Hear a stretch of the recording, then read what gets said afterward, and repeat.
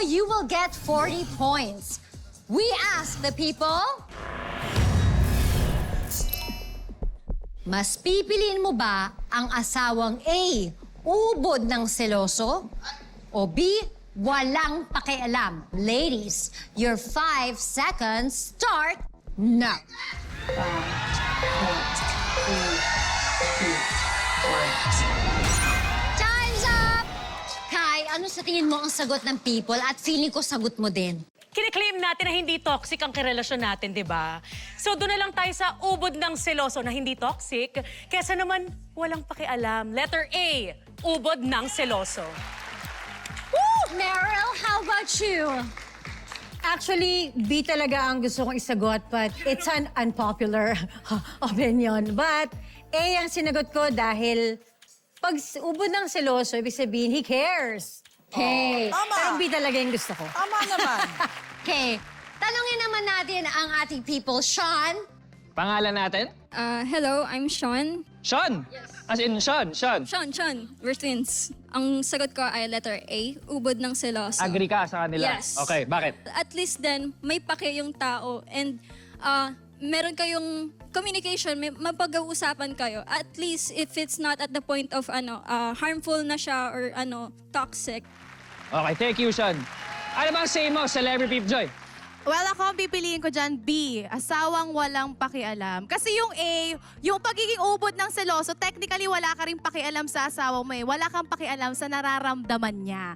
Kasi kung i-restrict mo siya every time, di siya magkakaroon ng freedom to live her life, eh dapat nga ang pag-aasawa, partnership siya. So kung ikaw na lang kinoconsider na lang laging nararamdaman mo, nawawalan ng pakpak yung asawa mo. So, sorry, pakpak, kala ko si Aswang. So, sagot ko ay letter B, walang pakialam to the point na hindi niya pinapakialaman yung mga desisyon mo sa buhay, pero hindi walang pagmamahal. Magkaiba kasi yun. Kaiba yun. Heart, Yes! what's your answer? Agree ako dun sa walang pakialam kasi hindi productive yung seloso. Parang in a way, competition din yun kung seloso. It can be with a person, can be with your career. Mas gusto ko nang walang pakialam para maabot ko din yung mga pangarap ko. Ikaw din gawin mo yung kailangan mong gawin. That's independence, guys. Okay? Nagsisi tuloy si Esmeralda sa sagot niya. Sobrang sisi ko kasi yun talaga yung gusto ko eh.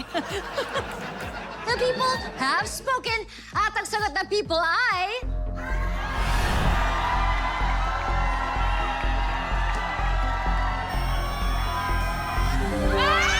Yes! Mas gusto na taong walang pakialam parang mali ang ating teams for today. Leading pa rin ang Team Pinkay with 50 points habang naghahabol ang Team Mermil with 10 points.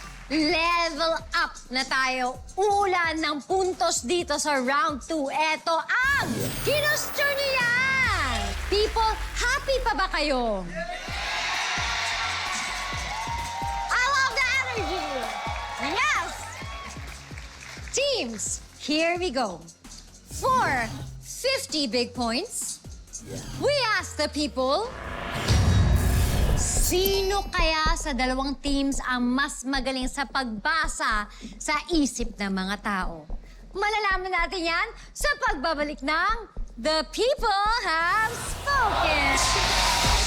Alright! It's Bardagulan to the max pa rin dito sa The People Have Spoken. Dalawang palabang teams ang naglalaro ngayon. Sean, sino bang leading? Eto, so far leading ang Team Pinkay with 50 points. Habang may 10 points naman ang Team Mermel. Thank you so much, Sean. Let's proceed to round 2. And the question is worth 50 points. We ask the people, nalaman mong magjowa na pala ang ex mo at best friend mo pa. Ano ang mararamdaman mo? A, magagalit ka kay ex? B, masaya ako para sa kanila. Or C, magtatampo kay friend. Your 5 seconds start right about now. 4, 3, 2, 1. Time's up! Team Pinkay, i-defend nyo naman ang sagot nyo. Is it A, B, or C? Okay, C. Magtatampo kay friend. Dahil ex mo naman yan, wala ka nang hawak sa kanya, pero yung friend mo, ang dami nyo ng pinagdaanan. At syempre, kaibigan mo siya. Sa dami-dami ba naman na lalaki yung ex mo pa? How dare you? Sumusobra! Parang totoo na. Sobra ka. Totoo naman. Eh, Team Mermel, ano naman ang sagot nyo? Letter C. Bakit? Bakit? Letter C. Siyempre, hindi naman kasalanan ng ex mo yun. Mas kasalanan ng friend mo. 'Di ba? Dapat yung friend mo yung magpoprotekta sa'yo and then siya pa yung naging... Siya pa yung naging joke. kunfa. Oo. So walang parang, not good. Not good sa good. friendship. That's right. Bago mo masabing masaya ako para sa kanila, magtatampo muna ako kay friend. Siyempre. At saka ano yan? Abomination of desolation. But Sean, paano na-trigger ang mga people sa tanong, what's up over there? Pangalan po natin. Hello guys, I'm Patch. Patch, taga saan? Taga Legazpi City, Albay. To be honest, hindi ako magagalit. Hindi rin ako magtatampo. For some reason, siguro mas magiging masaya pa ako kasi yung itinapon ko na, ipinulot pa ng iba. So, sa kanya na yun.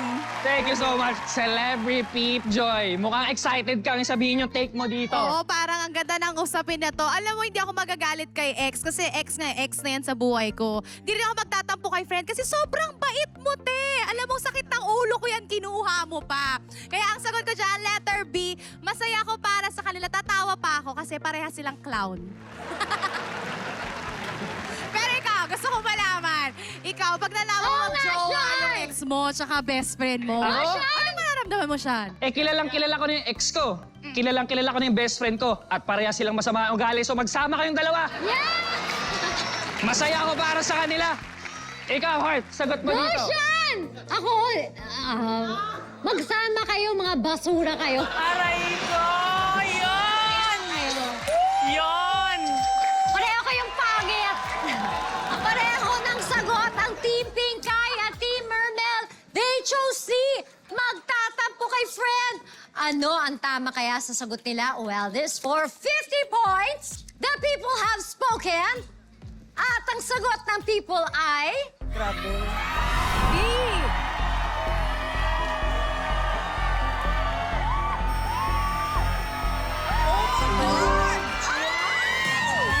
Ang sagot ng people, happy for them. Pareho namang mali ang two teams. Eto na ang latest scores. Leading pa rin ang Team Pinkay with 50 points habang naghahabol ang Team Mermel with 10 points. Kaya pa, do not worry. Teams, tatlo na lang ang natitirang questions. And the next one is worth 100 points. We ask the people.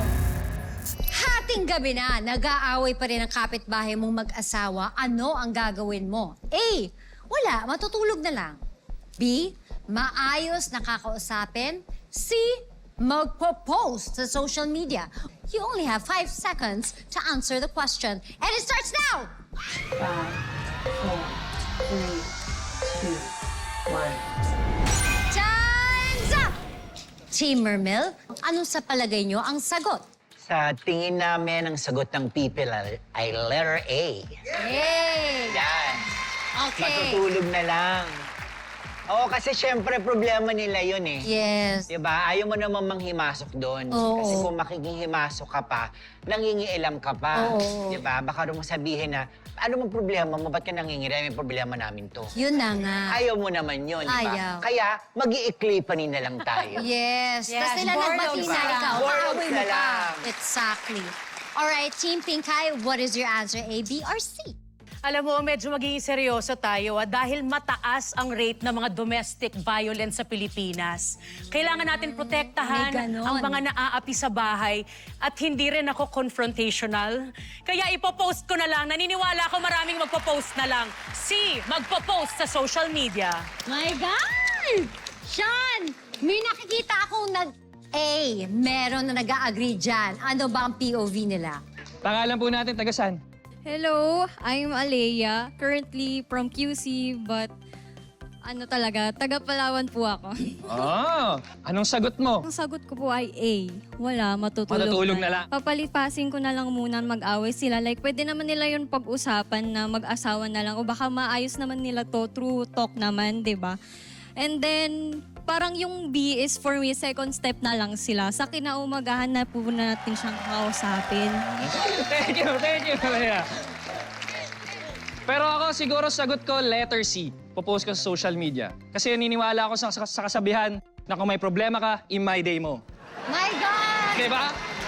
Pero Joy, anong say mo? Parehas tayo actually. Magpo-post ako sa social media kasi hindi rin naman ako makakatulog kapag may nag-aaway sa kapitbahay kasi masyadong maingay. Hindi ko rin naman siya makakausap ng maayos kasi kainitan ng usapan nila. So magpo-post na lang ako sa social media. Ang ipopost ko, hating gabi na, nag-aaway pa rin ang kapitbahay. Ano ang gagawin nyo? A, matutulog na lang. B, maayos ako sa... Ano mga sagot ng people, Heart? The people have spoken at ang sagot ng people ay...